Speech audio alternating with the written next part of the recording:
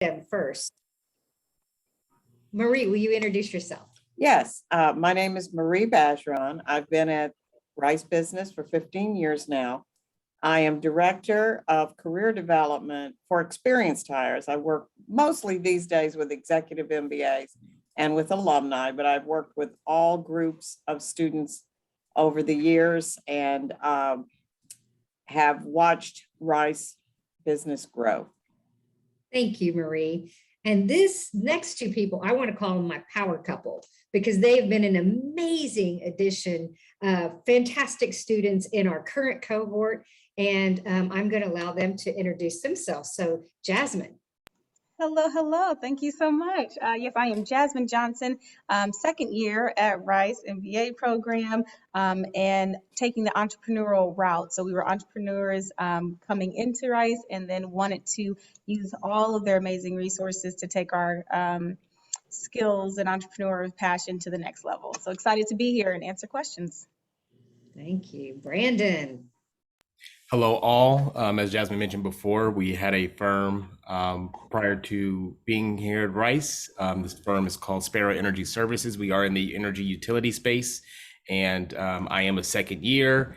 Also, obviously going on the entrepreneurship path. And in addition to what Jasmine had mentioned, we wanted to make sure that we utilize the resources that were because we're trying to pivot into technology. We once were, small business, but now we're trying to integrate technology into the firm, into the current offerings that we offer currently. So just going through the different classes that you're going to be hearing about shortly, getting into the ecosystem for technology has been nothing but great things coming from Rice. So looking forward to talking with you all a little bit more about it.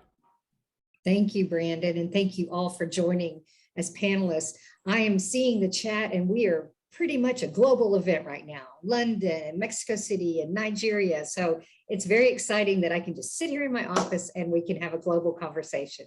So welcome everyone. I'm gonna ask if you can let's just stick with the chat instead of having the Q&A and the chat, just so I'm not trying to multitask. But if you have a question, drop it in the chat. We'll do our best to answer them. But first, I'd like to just kind of top line, quick introduction.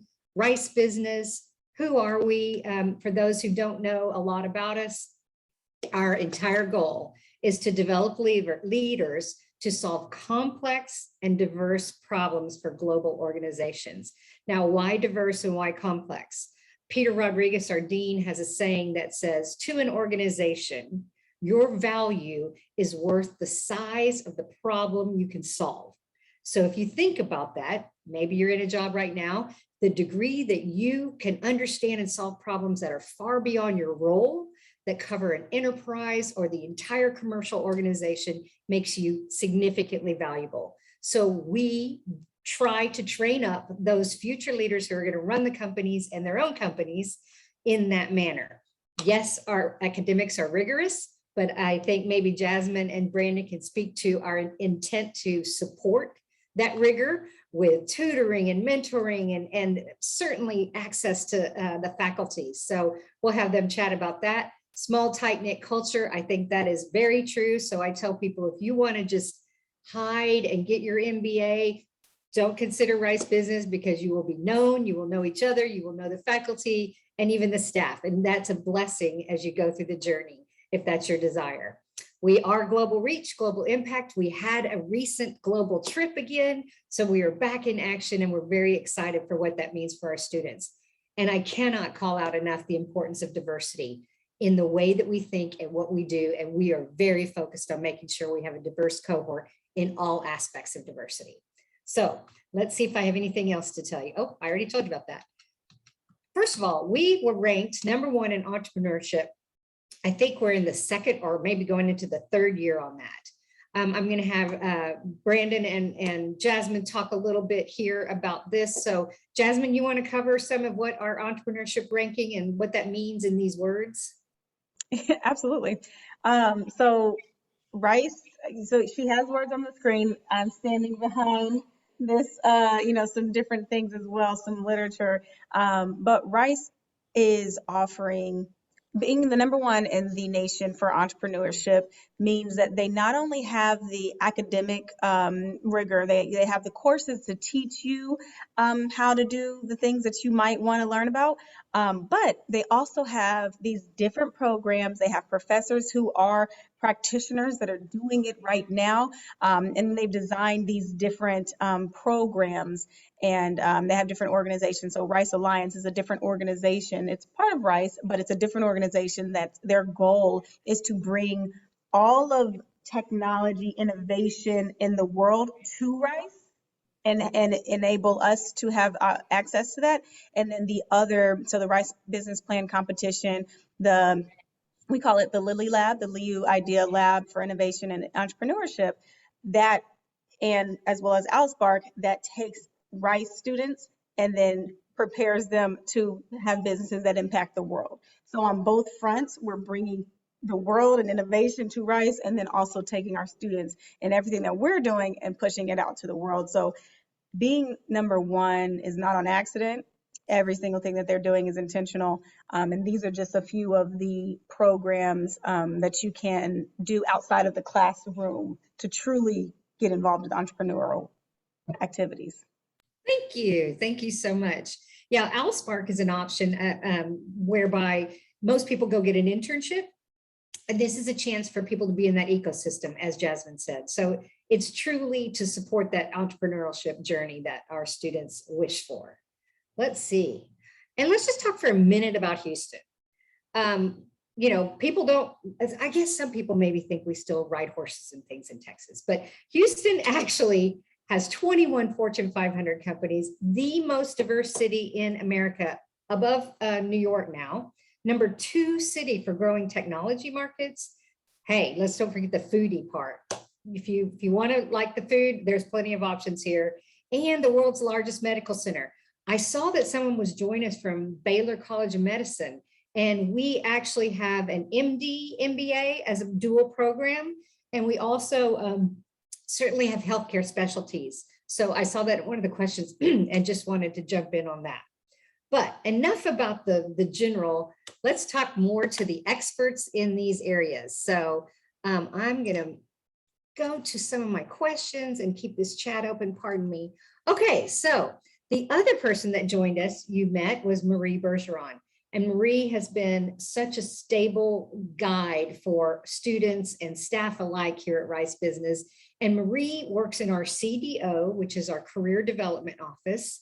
So Marie, can you talk a little bit about how the Career Development Office supports students, both in the program and as alumni? You're on mute. Marie, you're on mute. We have construction in the building, so I turned my microphone off. If you hear a lot of buzzing, we're improving the building for you guys coming in. We do probably what most career centers do. We do initial assessments. We have career coursework. Once you're here, we have career programming, which I'll name a few to you later. And ongoing, we have one-on-one advising sessions with a crew of experienced career advisors to help you through the entire process. What I'd like to do is show a little bit about our outcomes. For this past year, for 2021, we finalized our statistics, and we think it's our best year ever. Can you imagine, after this pandemic and whatnot? But 97% of our students had offers by the 3-month deadline. And what's really making us proud is 100% of our international students had offers. And those of you in other countries know that there's a visa problem in America. And this makes us especially proud that our international students, and we usually have about 30% international students, that they were able to secure offers by the traditional MBA deadline of 3 months out from graduation. At that point, we had 92% acceptances, which compares with the previous year of about 89%. Average base salary was over $135,000, which again was a peak for us. And our median salary was 135,000 compared to last year's of 125,000. So we're very proud to promote these outcomes. The thing we're most proud of is that 78% of students reported that those outcomes were a direct result of the Rice community. In other words, companies we had brought on campus, networking events that we had, referrals that we had to our alumni who assisted in students getting jobs. So as Janice said, we're very proud of the community here, and a very, very important part of our community is our alumni engagement. I've worked and attended a number of different MBA programs, and I have not seen another program with a more engaged and responsive alumni network. So it is probably that piece that distinguishes us possibly from other programs. Throughout the year, we have mock interviews, we have career panels in different industries, we have programming that we do for our students. And inevitably, we tap our alumni on the shoulders and we say, could you please come here and do this panel for us? Or would you present to this group? Or can you network with these guys because they're having a little struggle with that? And I think that is the value that we add. Of course, we have what you would expect. We use external experts, David Orval, Mark Cosentino, and Victor Chang for consulting preparation and for casing. We recently engaged two of our alums who were at BCG and McKinsey each, who are now presenting a program every Saturday, 10 Saturdays in a row, for our students who are interested in consulting, specifically the first years who are preparing for their internship interviewing that will be coming up in January. And the CDO has totally subsidized this as a trial run to see if that further enhances our students' abilities to compete well. This is not official, but so far this year, we have 45 students, that includes our full-time and some of our professionals, who have full-time consulting offers, not counting, as far as I understand, those that are conversions from internships. So we're kind of killing it so far this year in the consulting field. Our top areas of interest have flipped recently. It used to be consulting first, investment banking second, and then technology third. But what we're experiencing so far this year is, and Brandon and Jasmine can correct me if I'm wrong, but so far this year, we're experiencing technology first, consulting second, and iBanking or finance third. So we're experiencing changes largely due to this wonderful entrepreneurship program that we have, and to the development within Houston of an entrepreneurship environment that didn't exist before. We used to have to tip our hats to Austin, Texas, which we don't have to do anymore. So we believe that we offer, in terms of external programming and in terms of advisory, very good service. Additionally, we participate in what I call platform proliferation.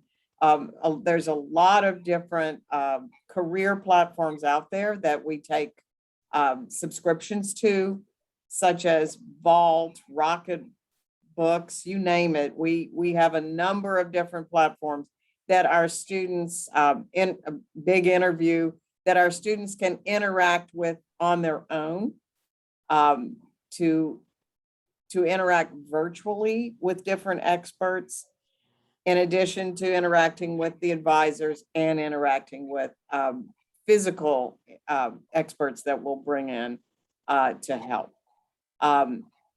Once you have graduated, that's not the end of it. Something that we don't say too loud is that students can come back and take elective courses for a ridiculously low price. I won't say it out loud because it could change, but a ridiculously low price. And they do.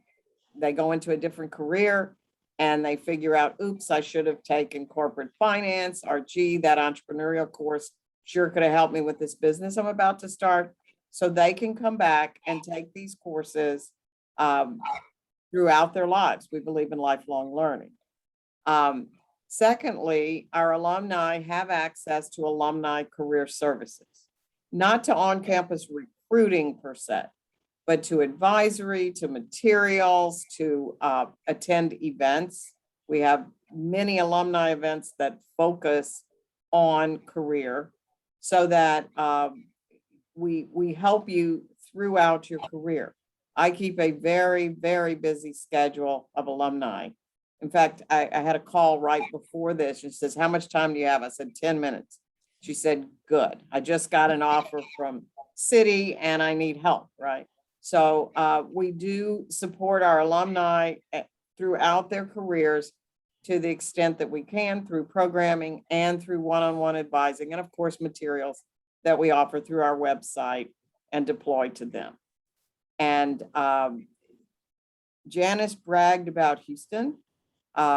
Houston, I think, is number 4 in number of corporate headquarters. She said 21 corporate headquarters. I don't know where that places us, but that's a very big number.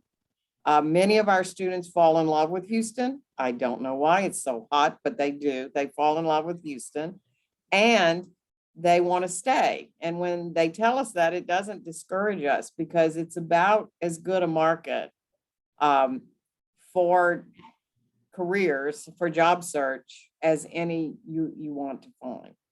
And the cost of living is creeping up, but it's still much lower than other markets.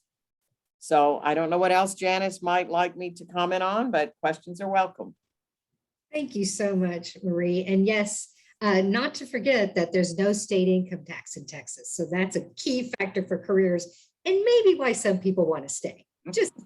But it is lovely here. And Marie, your team is so supportive. And thank you for sharing all that great news. It's exciting to be a part of it. And to say they work very, very hard with each individual, I think is putting it mildly. I saw a question, if you can, please, Marie, about energy. And, you know, it's always been known for energy, and yes, it's still here. But how is that playing out? And how do we link with clean energy? Or do you have any thoughts on what that's looking like and it's in the change that's coming? Right. Oh, my. Working with alumni, I am watching so many folks who are hoping to get on the transition train. Everybody sees it, everybody knows it. There are people today who are in their 30s and 40s who will see their career out in the carbon energy world. It's not like there's going to be a great cliff and everybody falls off of it. But those who are forward thinking, including our alumni, really want to move with the direction of the future. And I've worked with a number of alumni on that basis. To that end, I am building a renewables energy networking list. We do this in the Career Center. I didn't mention it.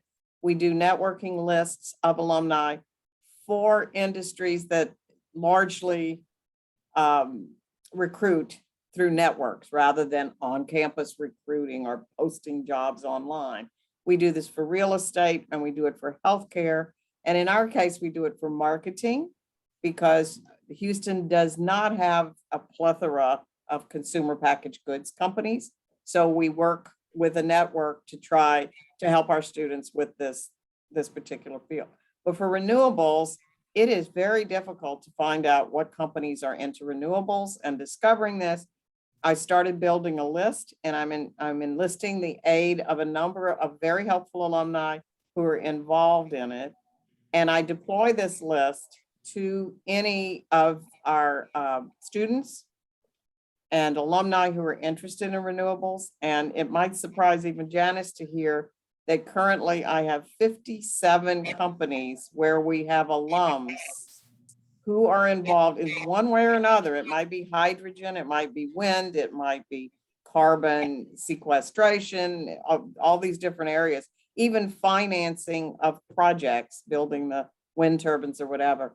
But 57 different companies where we have currently alumni, and most of them, in the US. So yes, we are I think we're ground zero for energy transition, even though most wind is Northern Europe and the East Coast here and the West Coast. And, there's pockets here and there, but I think everything will emanate from Houston. Chevron, BP, Shell, NG, all of these different companies have their sustainability or renewable areas. But yes, we're working really hard on that. We have just hired a new faculty member who is focusing on energy, Linda Capuano, and we are building classes and programs to carry through the transition. Yes. Thank you so much, Maria. That gives a lot of insight, and hopefully that answered the question that was asked in the chat. So thank you for that.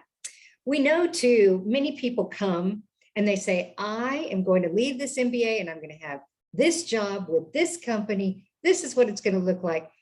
Can you speak to how many people change their mind before we go straight into entrepreneurship and talk to Jasmine and Brandon? Because you do come in, but it can be a bit of a transformation in your learning and your understanding. Do you want to speak to that first, Marie? We tease because we know that every MBA student fills out an application and they talk about what they want to be when they grow up, kind of. And we always say, yeah, that's a fantasy. That's what you think. That's what you believe. That's what you think may get you into MBA school at a good school like Rice. But we understand that that will change.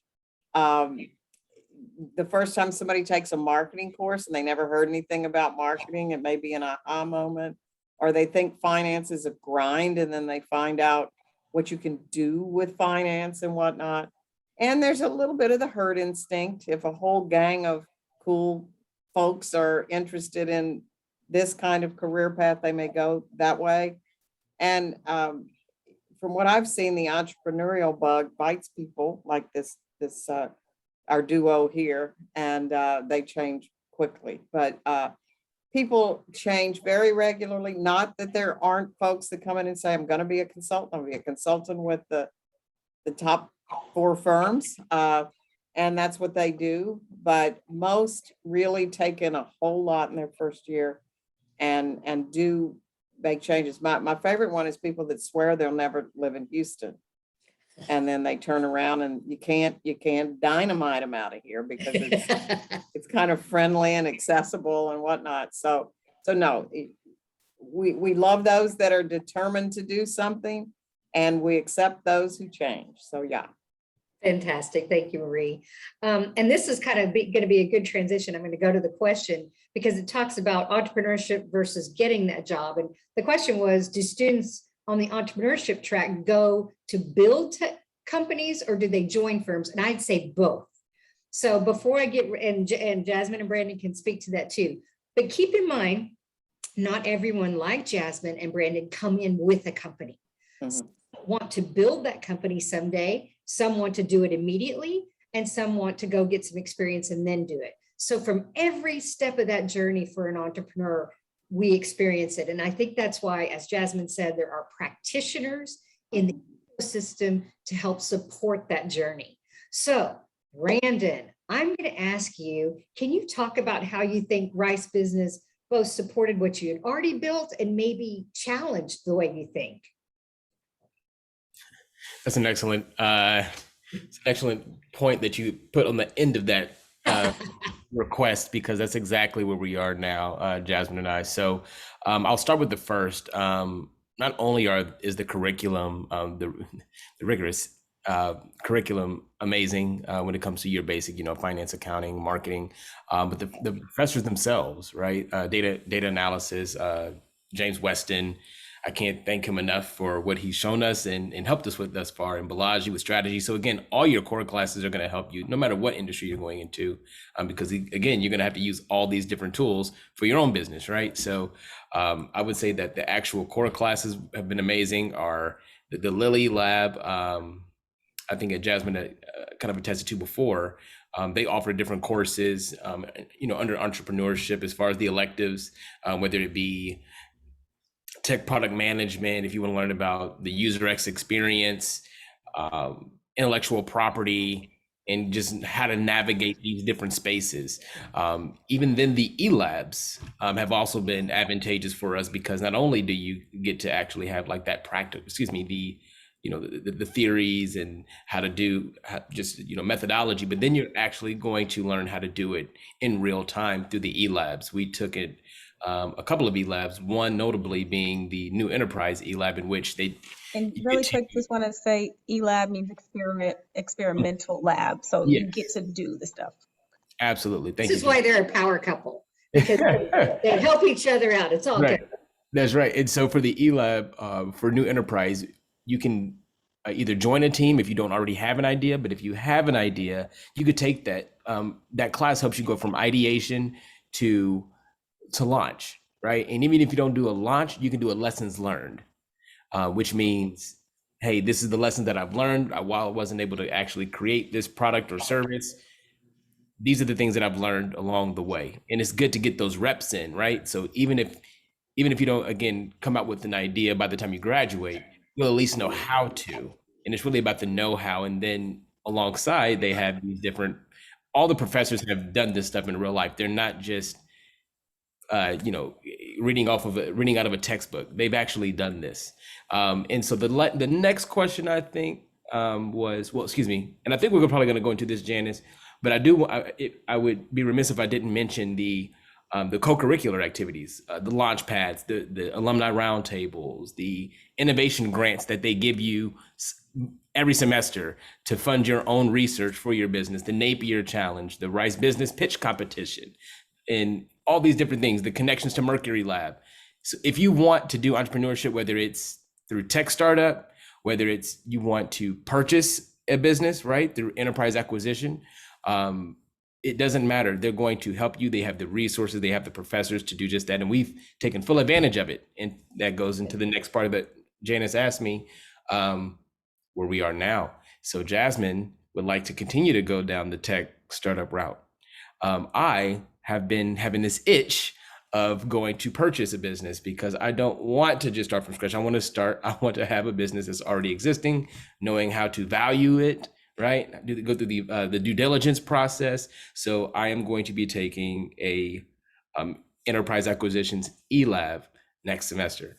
So that's just a bit about what's going on with us and how they've helped us navigate. I think that's fantastic. So Jasmine, is it true that one or both of you did an internship this summer too? And how do you do that when you own your own business? And how did that contribute to what you're trying to do? Absolutely. Yes, we did do an internship. It was kind of two. So we have our company. And so Brandon said, so Sparrow Energy, we never stopped the company or shut it down. So that continued. So we had a new office that we opened this summer in LA. So we were in LA all summer doing that. And then we did AlSpark. So that is an accelerator from Rice. And they, again, help you take your idea from idea to launch. And it's really more of the market research is their focus for that one. So some of them have different focuses and they're starting new ones as well. But we did AlSpark. And so that's meeting every week, doing customer interviews, doing the research in the community, in our industry, what we're trying to look at. And then we also were opening an office, so hiring people, finding office space, like everything required for that. So yes, we did both. It was a lot, but it was the summertime too. So it was fun. We're in LA, go to the beach. So it was a great experience that helped us to obviously impact our business. And to say a little bit more about what Rice has helped us to do thus far with our current business and then what we're trying to do, our professors, that we learned. So just first, even your first semester, data analytics, marketing, strategy, etc. We're eating, we're having lunch with them, we're having coffees, we're talking about what we're doing, getting their insight, and then calling them later. So we're in LA, so you'll take speaking classes and presentations. It's called communications. And we're calling our, hey, Professor O'Sullivan, can you help us with this email? Our client is doing this. So in every facet, just they have been welcoming and they want us to succeed. So that's just a little bit more about how Rice in general has helped us with what we're doing. That's fantastic. That kind of sounds like a small, tight-knit group.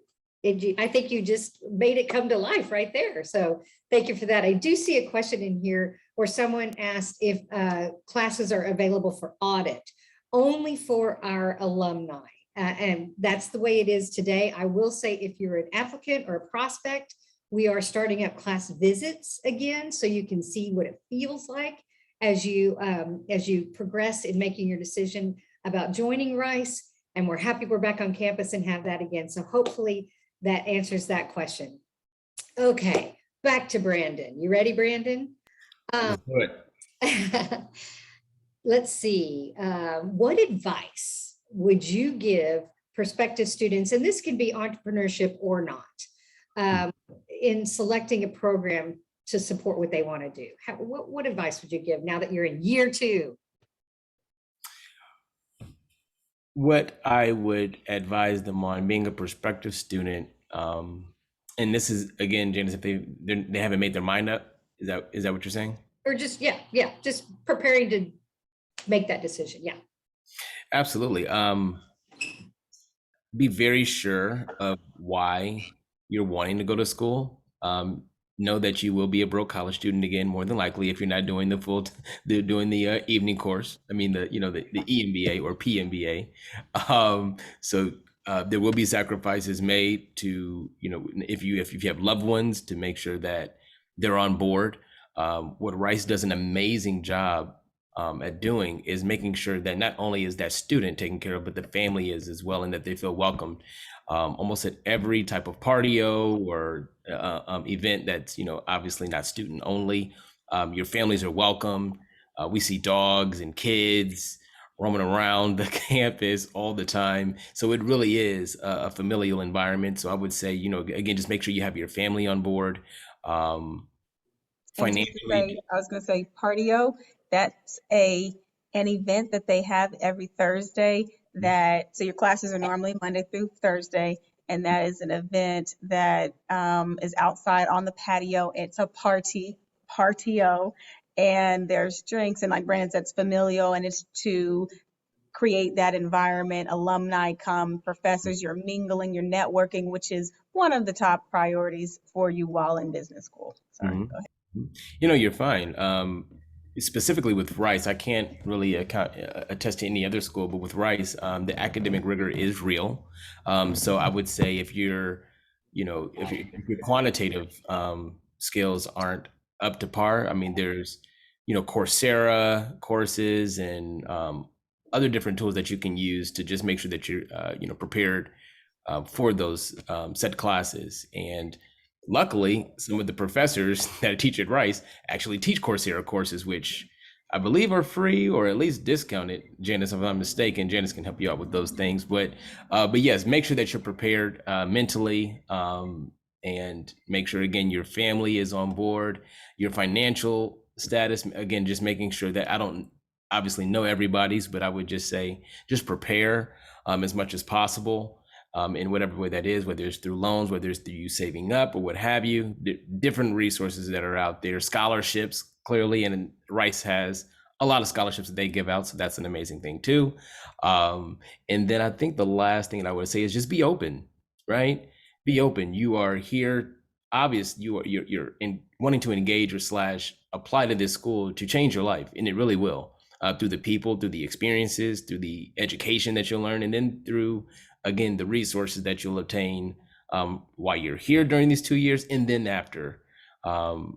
One of the professors brought in a guest speaker in enterprise acquisition, and he was purchasing a business, and his testimony, again, this guy has been an alumni for probably over 14 years. His testimony was that the professor was his advisor, and as he was sourcing this deal and trying to come up with how he's going to diversify his debt to purchase a business, the professor said, "Hey, I believe in you." Gave him a check for $100,000, and like just things like that is going to change your life. So again, be open, right? Be willing to network. You can't do this by yourself, so just be ready to network. Prepare your family, prepare your finances, and prepare your mind. It's going to be an amazing experience. That's fantastic. Thank you, Brandon. I hadn't heard that story. I love it. I'm going to put you on the spot here. You start from Texas originally, right? And you were deciding between a couple of schools, as do many prospects, because how do you discern where you belong and what that outcome is going to be? What did you do to really make that decision? Can you give some tips to people out there on how to really think about this decision? Because it's expensive and it's time and it's everything. Mm-hmm. So Jasmine, I'm gonna put Jasmine on the spot too. Jasmine did not want to leave Wakanda, also known as Atlanta, Georgia. She did not want to leave, but we went to undergrad at Indiana University, which was in a collegiate town, right, Bloomington, Indiana. And we were choosing between Emory which is in Atlanta, obviously, you guys know that, and then Rice. But when we were looking at our schools, what we determined was that we wanted, I believe, 3 to 4 different things. We wanted to be in a school that was in a city, in a progressive city. We wanted to be somewhere that really specialized in entrepreneurship, not just at the school, but then had resources to the community then thereafter. We wanted the money, right? Got to have that. And then I believe the last one was wanting to be in this, what industry were we going into? And then was this university, can we leverage this university to expand our territory in the industry that we wanted to go into, which is energy, which, as you guys know, Houston is like energy capital of the world. So all those things, we checked all those boxes, being, again, Houston being number 4, I believe going to be number 3 in the next couple of years, as far as the largest populated city in the nation. And again, energy capital of the world. We got the money because they liked us so much, and we worked hard for it. And then last but not least, it's a diverse city, and that was attractive as well.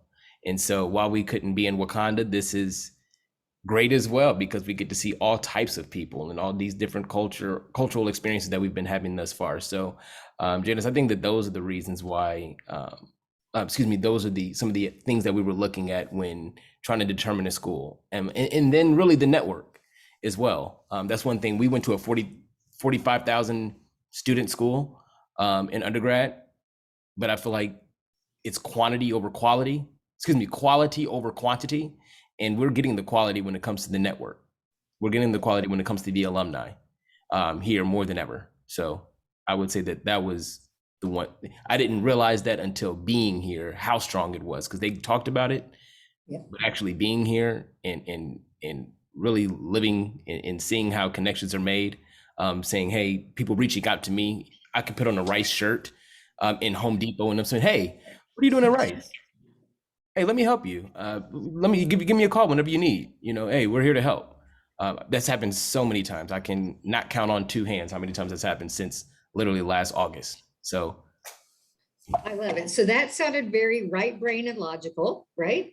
So Jasmine, you didn't want to leave Atlanta. Was there anything else that went into you other than what Brandon said that made it happen for you?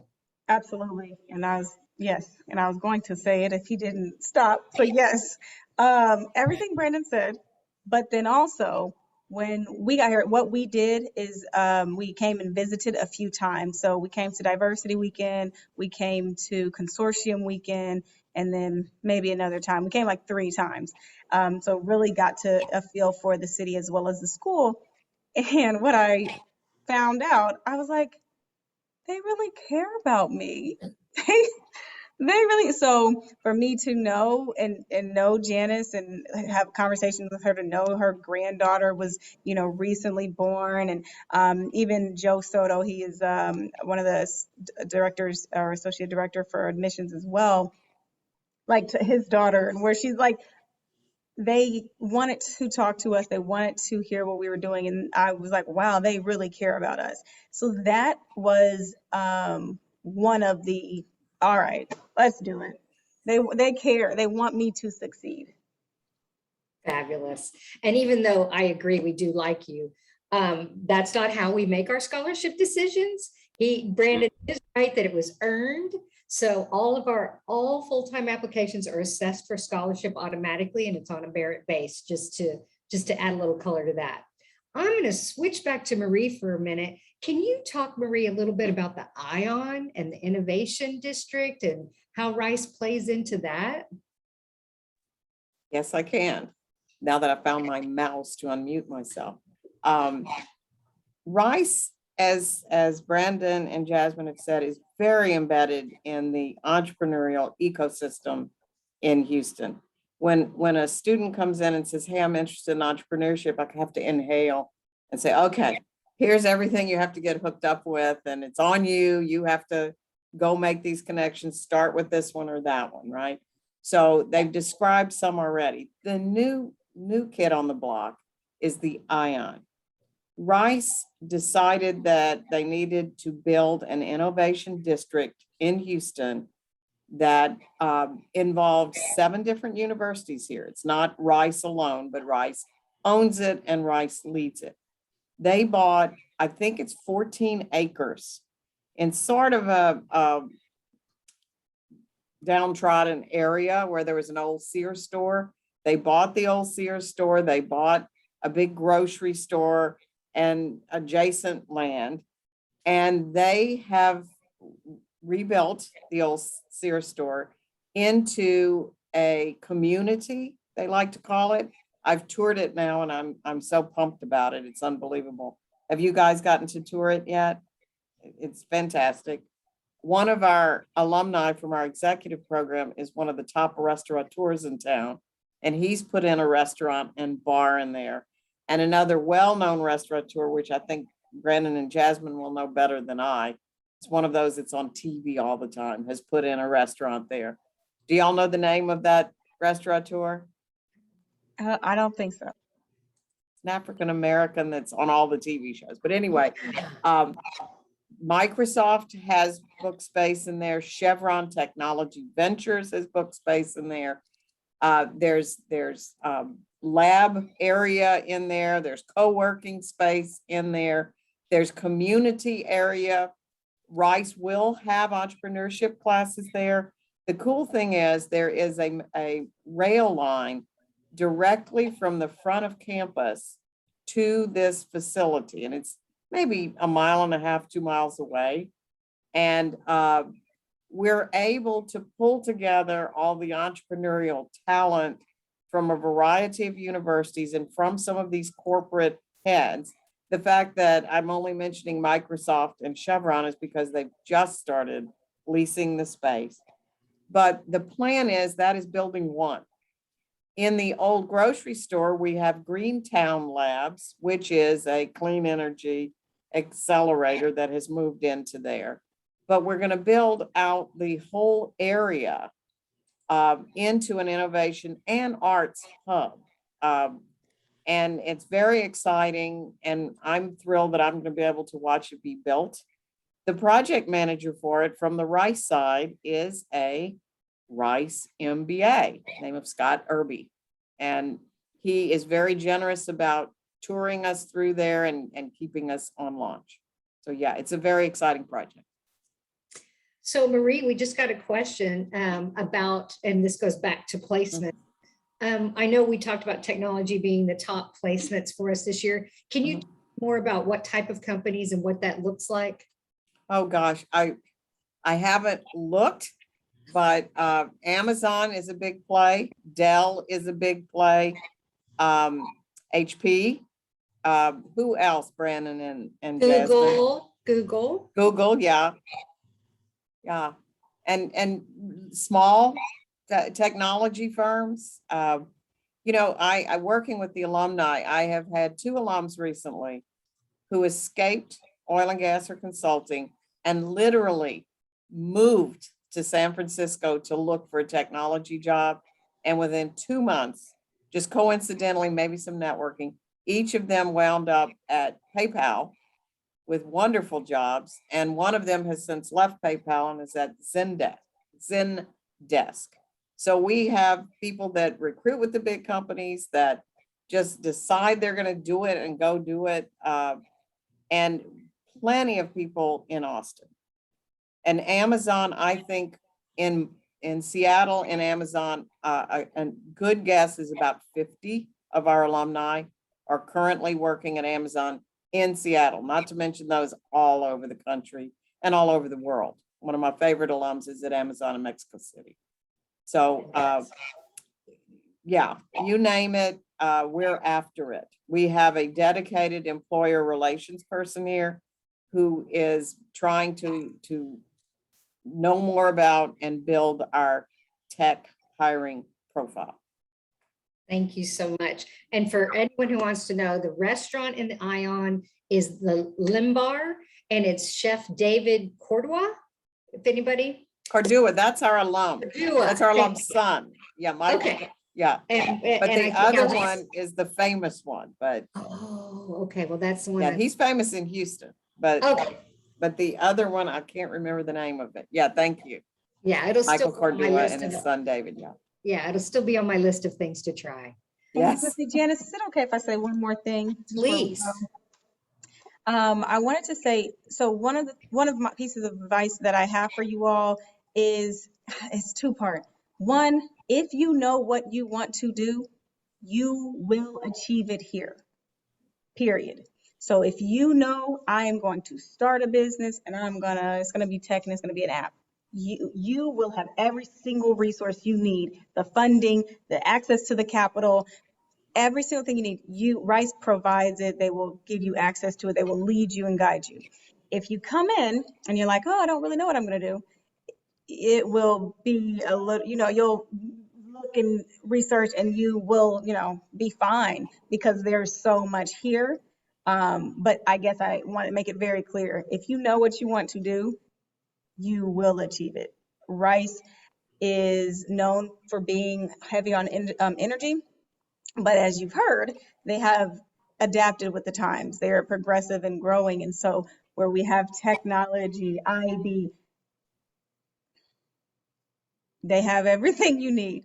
And then lastly, with Brandon and I want to be clear, we have a company. We came in with a company. It was service-based. Through the classes, through the mentorship, through everything that they offer, the different accelerators, everything, we found out that my passion is to build things. I want to build a business. Brandon would like to be an investor, probably moving toward the venture capitalist. And so that's how we have said, okay, and we came in and we wanted to do a tech product. I'm going to take our company, make it tech enabled, so probably have an app with it, and Brandon's going to go, and by the time we graduate, the goal is to have purchased a business. So we'll keep going in our entrepreneurial goals, but because of a class Brandon took, he was like, my mind is opened. I now see these are the possibilities I had not thought of before. So that's where we are. But whatever you want to do, you can achieve it here at Rice. I don't know about you, Maria, but my favorite part is watching someone go from a candidate prospect to these two. Oh, it's fantastic. Alumni, that's where the joy is for us. And that's why we do it. And quite frankly, that's why we try, and Brandon and Jasmine can speak to this, in recruiting admissions, we try to talk about the good, the bad, the reallys, is you need to know where you fit. And so I think that sometimes that shocks people, but I think it's the best thing to make sure you're in the right place. Brandon, any last words you want to share? No, I wish you all well in your journey. I would love to see you all being, fellow owls. Whatever you're going to do what's best for you, but I would love to see you all as owls. Not just Rice, but Houston has a lot to offer, and I think that intertwined in the fabric of Houston is rice.